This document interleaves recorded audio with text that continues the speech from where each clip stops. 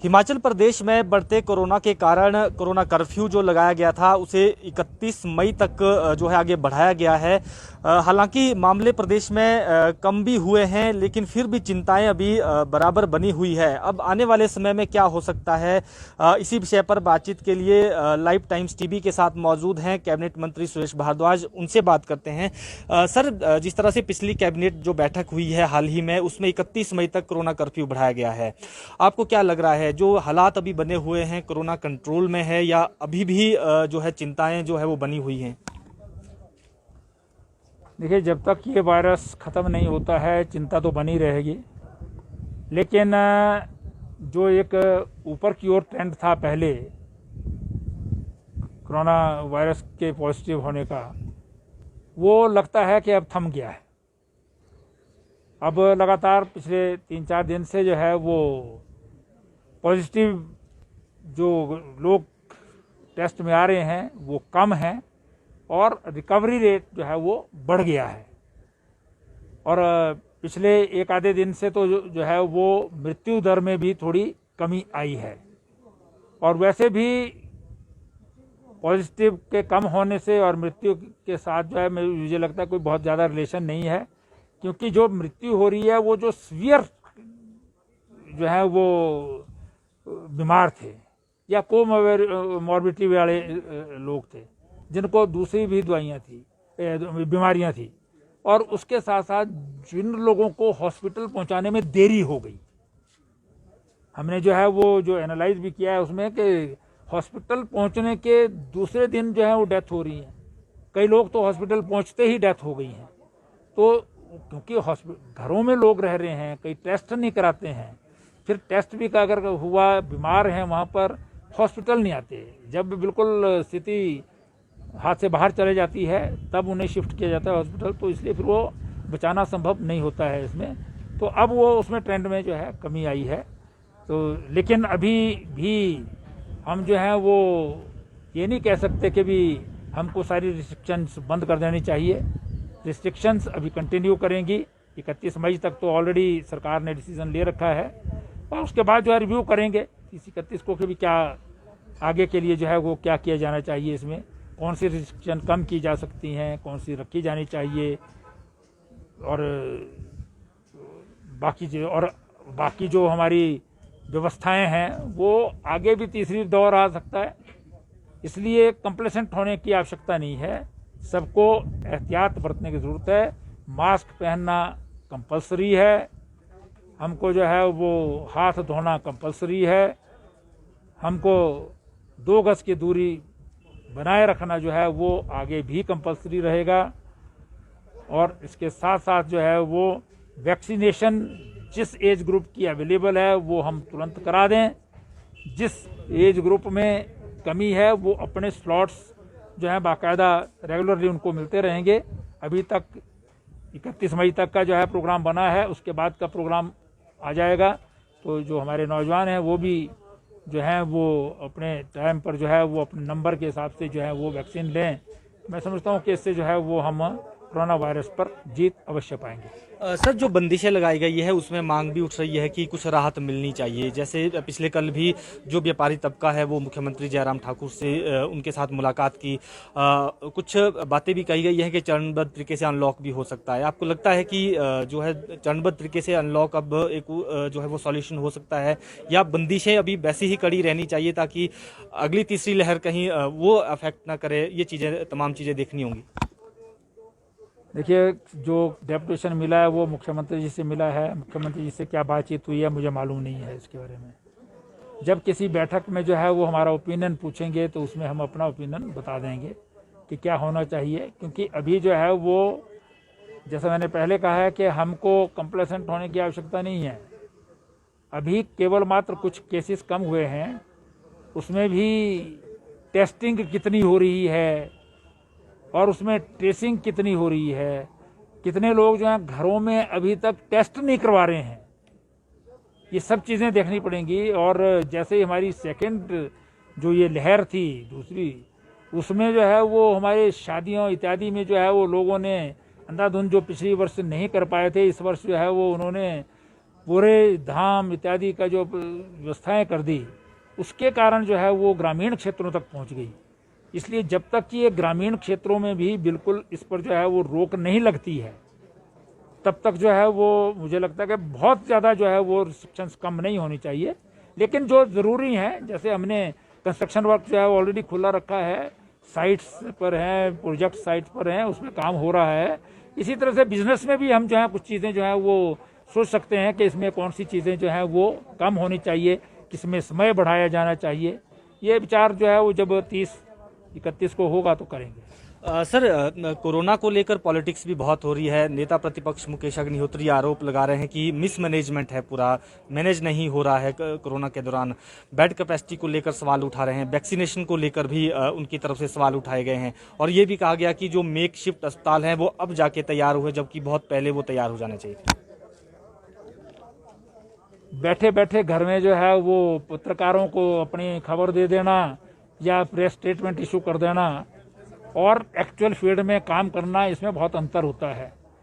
लेकिन जनता ने उनको जिस काम के लिए लगाया है वो कर रहे हैं उसमें। लेकिन उनको ये सोचना चाहिए कि हिमाचल प्रदेश ऐसा प्रदेश है जहां किसी हॉस्पिटल में किसी मरीज को जो है वो बेड कैपेसिटी, बेड नहीं है, इसलिए जो है वो उसको मना किया गया। आप जरा अपने पड़ोसी राज्य पंजाब में जाइए, वहाँ पर तो स्वास्थ्य की व्यवस्था देखिए, सरकार का कोई व्यवस्था ही नहीं होती वहाँ तो सब कुछ जो है प्राइवेट लोग ही करते हैं। तो हिमाचल प्रदेश में तो बाकायदा 1100-1200 हमारी जो है बेड कैपेसिटी थी, लेकिन आज बढ़ कर के वो 5000 हो गई है। हमारी जो है केवल एक लेबोरेटरी थी, आज हमारे पास जो है 12-13 लेबोरेटरी सारे हिमाचल प्रदेश में हो गई हैं टेस्टिंग के लिए। हमारे पास जो है वो वेंटिलेटर जो है वो पिछले 70 साल में से 60 साल तो इन्होंने ही राज किया है। तो वेंटिलेटर जो है सिवाय शिमला के आईजीएमसी के 5-6 वेंटिलेटर्स या 2-4 कहीं और थे, बाकी एक वेंटिलेटर नहीं था। सारी व्यवस्थाएं ये पिछले 3 वर्ष के अंदर हुई हैं। आज हमारे 750 से ज़्यादा वेंटिलेटर हैं। मुकेश अग्निहोत्री जी की कंस्टिट्यूंसी में ही जो है कोविड केयर सेंटर बनाया है, वहाँ पर ऑक्सीजन की व्यवस्था है।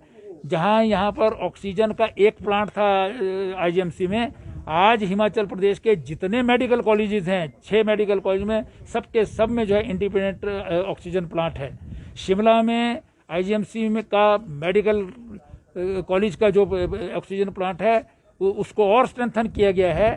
यहाँ पर लिक्विड गैस को स्टोर करने की जो है वो व्यवस्था जो है वो आईजीएमसी में कर दी गई है। इसी प्रकार से डीडीयू में अलग से जो है वो ऑक्सीजन प्लांट ऑलरेडी कमीशन हो चुका है, जो काम कर रहा है। अभी 2 और मंजूर हुए हैं शिमला के लिए। आईजीएमसी में एक ऑक्सीजन प्लांट और लगाया जा रहा है और केएनएच में जो है इंडिपेंडेंट ऑक्सीजन प्लांट लगाया जा रहा है। ये मैं सिर्फ शिमला की बात कर रहा हूँ।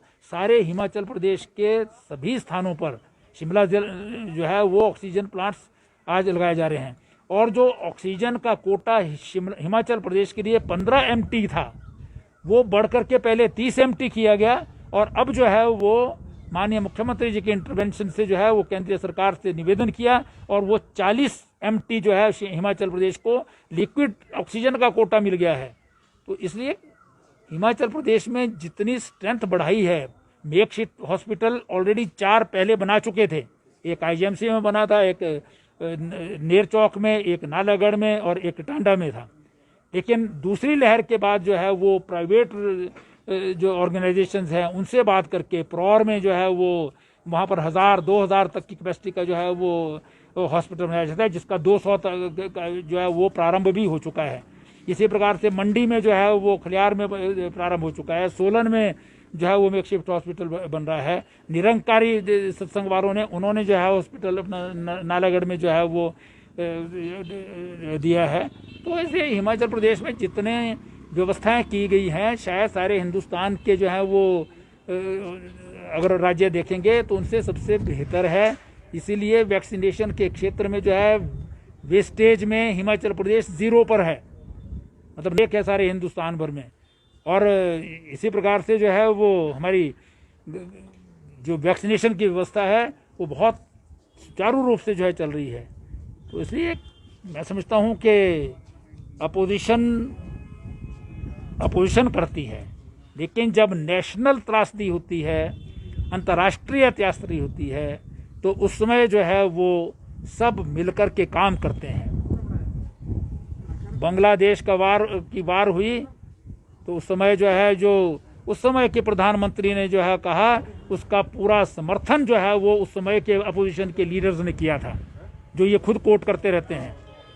तो यहाँ पर तो हमने बाकायदा हिमाचल में ऑल पार्टी मीटिंग बुलाई कोरोना के बारे में। पिछली लहर के टाइम भी बुलाई थी, इस बार भी मैंने स्वयं बुलाई है, और सबसे जो है बातचीत करके जो है वो करते हैं। इसलिए मुझे लगता है कि कोरोना वायरस के इस काल में पॉलिटिक्स को अपने घर में रख छोड़ें, उसके लिए बहुत समय मिलेगा। व्यक्ति जिंदा रहेगा तो पॉलिटिक्स चलेगी, अगर व्यक्ति जिंदा नहीं रहेगा तो आपकी स्टेटमेंट्स जो हैं आपके घर में रह जाएंगी।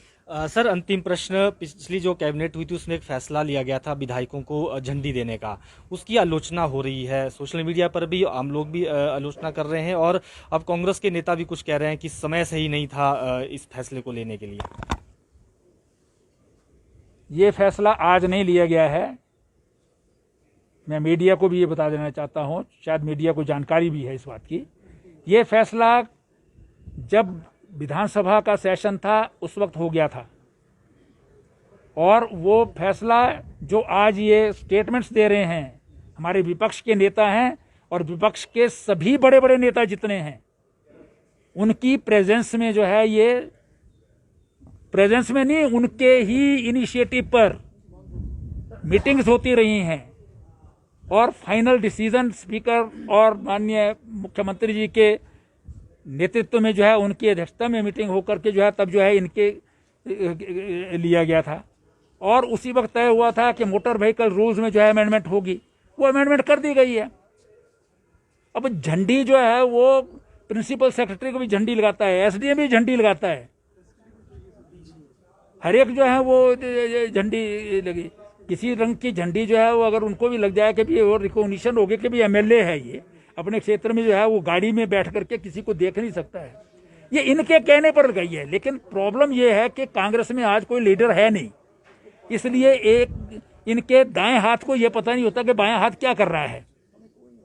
सारी मतलब अब हमारे इनके नेता जो हैं, शायद अनिरुद्ध सिंह जी नए नए राष्ट्रीय नेता बने हैं, इसलिए उनको मालूम ही नहीं है, क्योंकि उनको ये इन्वॉल्व नहीं करते। हिमाचल में तो उनको नेता नहीं मानते ये लोग, वो आसाम में नेता जा करके बने और वहां कांग्रेस का जो है बेड़ा गर्क करके आए। अब यहाँ पर जो है वो पहले पूछ लेते ये मुकेश अग्निहोत्री जी से, सुखविंदर सुक्खू से, आशा कुमारी से, रामलाल जी से, जो इनकी पार्टी के बड़े बड़े नेता हैं, कि भाई क्या डिसीजन, तुम्हारा डिसीजन था ये मेरा। अब पार्टी डिसीजन करती है, अब उस पर जो है इनके आपस में डिसेंशन है, तो हम कुछ नहीं कर सके। अगर नहीं चाहते हैं तो हमको कोई शौक नहीं है कि भी हम जो है झंडी दें। हमने अभी का कोई डिसीजन नहीं लिया, ये डिसीजन जो है वो मार्च में लिया गया है। अभी तो सिर्फ हमने तो कहा कि स्पीकर जो करना है स्पीकर करे, कैबिनेट ने सिर्फ इतना कहा कि ये स्पीकर को ऑथराइज किया जाता है, वो इसके जो डिटेल्स हैं वो तय करेंगे। तो इसमें सरकार ने कुछ नहीं किया है अभी।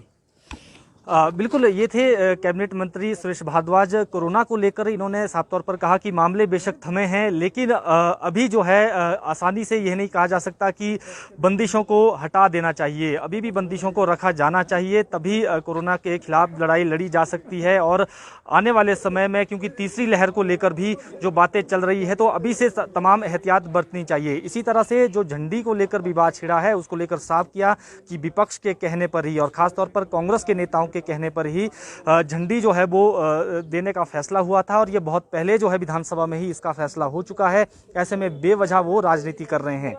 लाइव टाइम्स टीवी के लिए प्रदीप ठाकुर, शिमला। हिमाचल की सबसे बड़ी ऑटो डीलरशिप गोयल मोटर्स में नौकरी करने का सुनहरा अवसर। सोलन, शिमला, सिरमौर और किन्नौर में चाहिए sales executive, service executive, field executive, motor mechanic और ड्राइवर। शानदार करियर संभावनाएं व इंडस्ट्री में बेहतरीन सैलरी पैकेज। तो आज ही कॉल करें 9418035372 पर और ईमेल से भेजिए अपना बायोडाटा hr@goilmotor.com पर।